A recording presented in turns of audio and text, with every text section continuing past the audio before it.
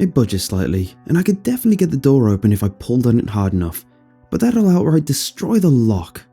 I spoke into the phone that was tucked between my cheek and shoulder while standing in front of the glass sliding door in my kitchen. Yeah, long as it's closed, especially in this weather, it'll be fine for tonight. Just leave it be until I come tomorrow, replied my friend Carl, who also happened to be a locksmith. I'll try to be at your place first thing in the morning. Early that day, the lock on my kitchen's glass sliding door broke, making it completely unusable. After being unable to fix the lock myself, I wound up calling Carl, all the while keeping an eye on the casserole I had put in the oven that was close to being ready. I was expecting my friend, Darren, and his girlfriend, Trisha, over for dinner.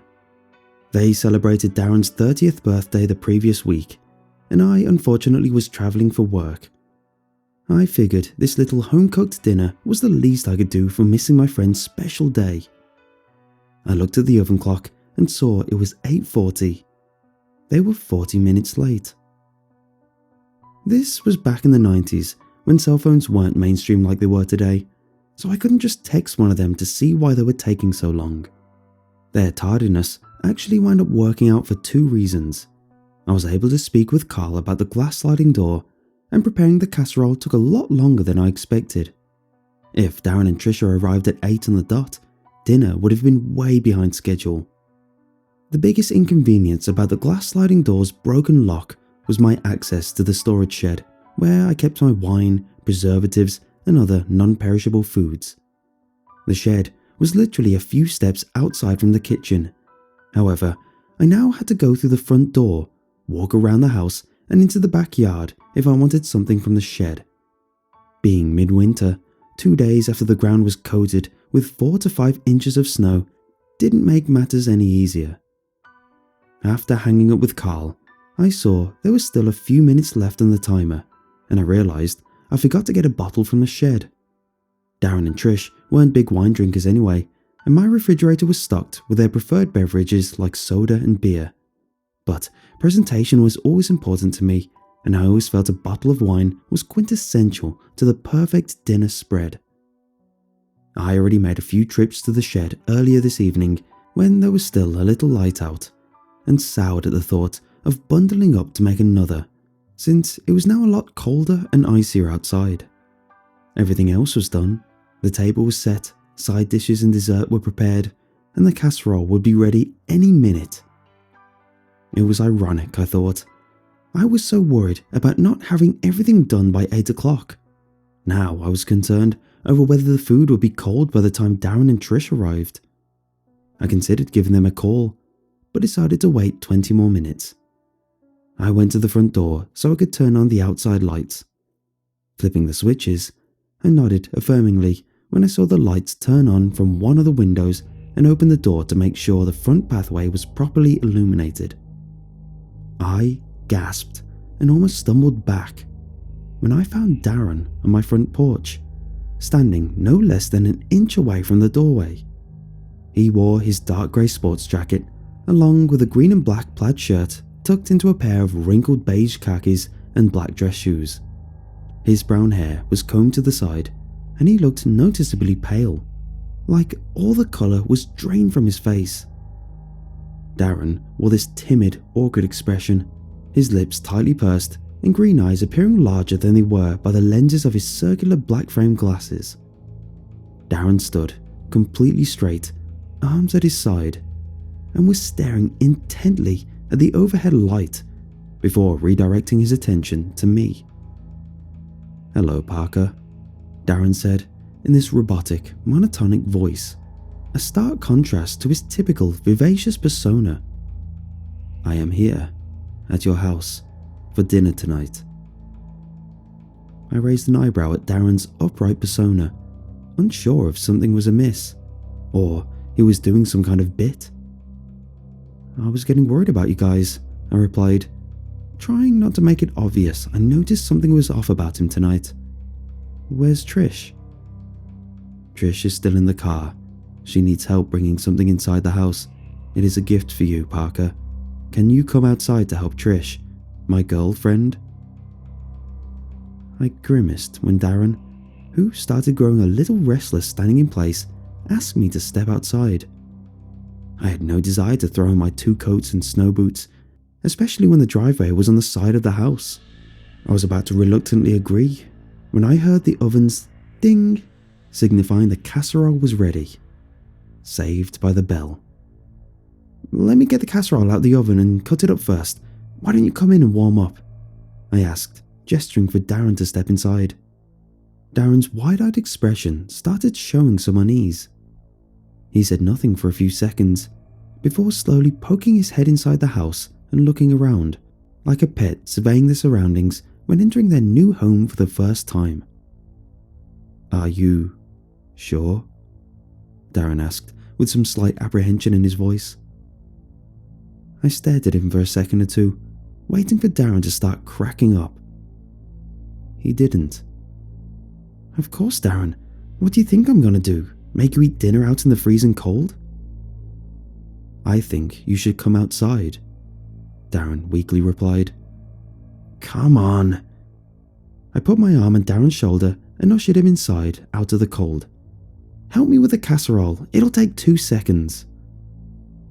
Darren tentatively let me guide him in, after which I shut the screen door and brought my friend into the kitchen. He looked very stiff and uncomfortable, taking shovel-like steps compared to my full strides. Darren kept looking at the ceiling and seemed unnerved or spooked by something as he ventured farther from the front door. I pulled out a chair from the kitchen table for Darren to sit in before opening the oven. The blast of heat felt quite nice after being subjected to the frigid, icy outside air. Using an oven mitt and dish towel, I took out the casserole and set the glass pan on top of the stove for it to cool. Turning back, Darren remained standing, completely upright, arms pressed firmly at his sides as he shifted between staring anxiously at me and gazing at the ceiling.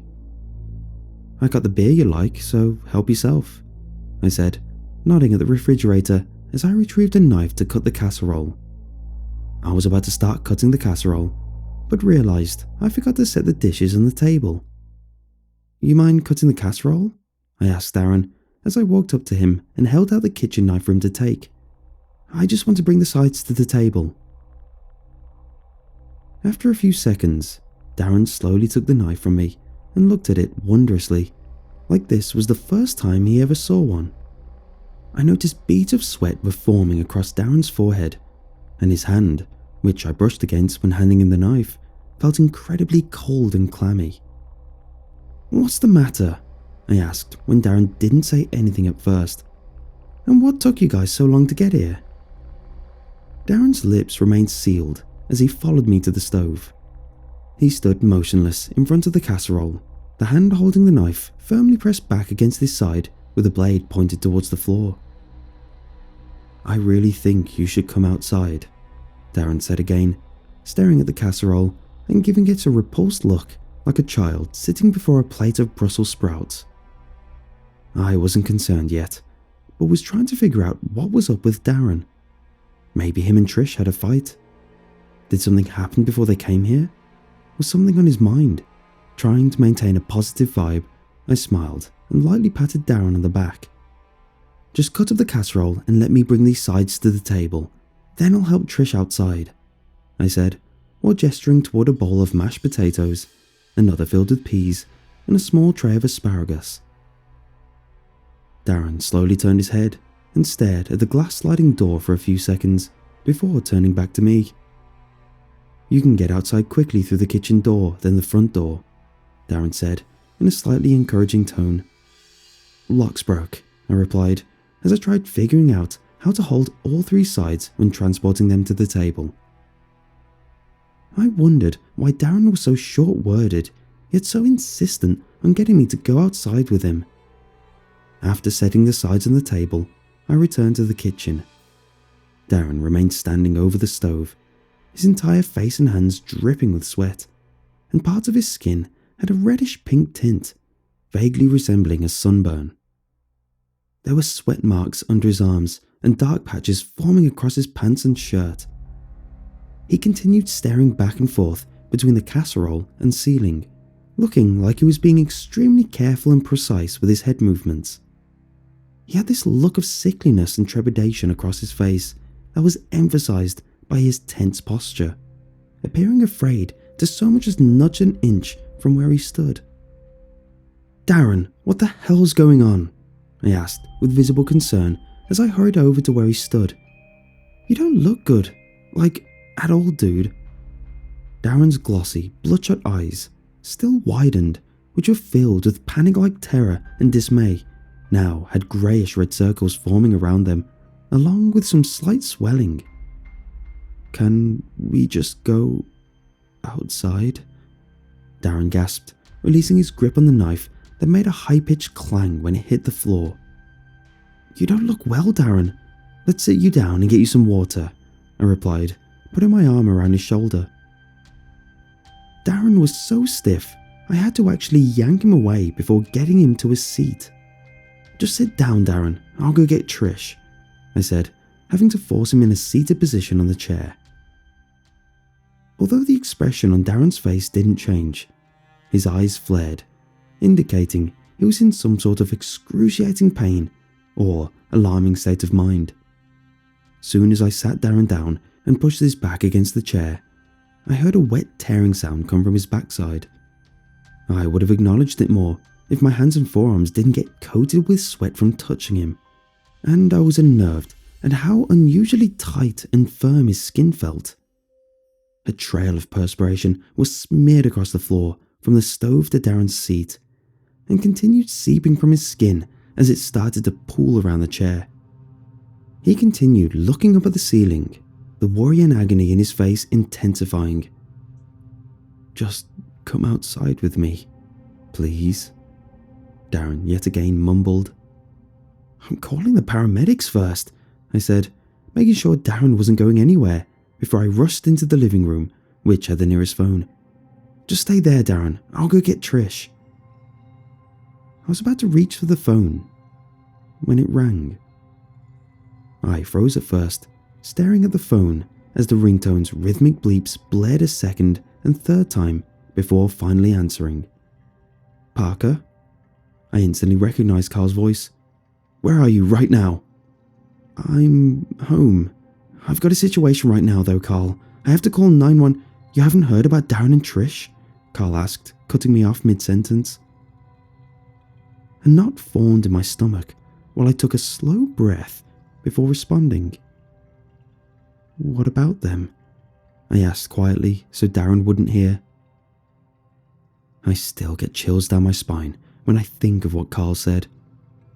"Parker, they're both dead. They were murdered earlier this evening."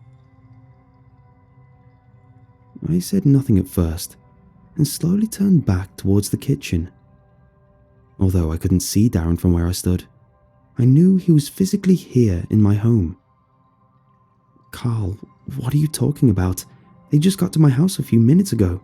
I was literally staring it down in the face before you called." Carl was silent for a few seconds. I could hear him slowly breathing as he processed what I said. "Parker, the police found their bodies like 30 minutes ago. I can see cop lights and hear the commotion outside their house from my bedroom window. I just got back from the house. It's all marked off by police." "Is this one of your guys' messed up jokes?" I asked. "What are you talking about?" What sounded like a loud popping mixed with something metal striking a hard surface rang out from the kitchen, accompanied with frantic scurrying footsteps that quickly faded. Carl kept talking, but his voice sounded muffled and disoriented, becoming more of a background noise as I slowly lowered the phone and started creeping towards the kitchen. Something kept me from calling out to Darren when I re-entered the kitchen. I gasped in shock at what I saw. The noise I heard was my glass sliding door, which was now wide open. The frigid winter night air poured into the kitchen, and Darren was gone. The chair he'd been sitting in was turned over, and his clothes were in a sopping wet pile on the table. It took me a few seconds to realize it, but thrown on top of the chair was a leathery light beige blanket. I was originally more bewildered than anything else as I tried to make sense of the scene before me. That confusion turned into sheer, unfettered, stomach-churning terror as I continued staring at the beige, leathery blanket thrown across the chair, quickly realizing it was an entire hide of human skin. It was then I noticed 2 footprints comprised of a cloudy bluish-grey ooze-like substance. They were narrow, with pointed heels and 3 elongated toes that individually varied in length. The same bluish-grey substance made 2 peculiar prints along the wall next to it, and on the glass sliding door, depicting a triangular-shaped hand with 5 stubby pointed appendages. My heart started racing frantically, and I nearly succumbed to panic until I heard Carl's voice repeatedly call my name, which was when I realized the phone was still in my hand. Shakily putting it back to my ear, Carl kept asking if I was still on the line. I initially struggled to respond while trying to comprehend everything, my limbs shaking uncontrollably and the knottiness in my stomach becoming so intense I was on the verge of vomiting. "Carl?" I barely managed to utter, petrified to so much as move a muscle. "What happened to Darren and Trish tonight?"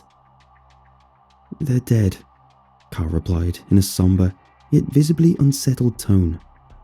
"A neighbour found them in the garage.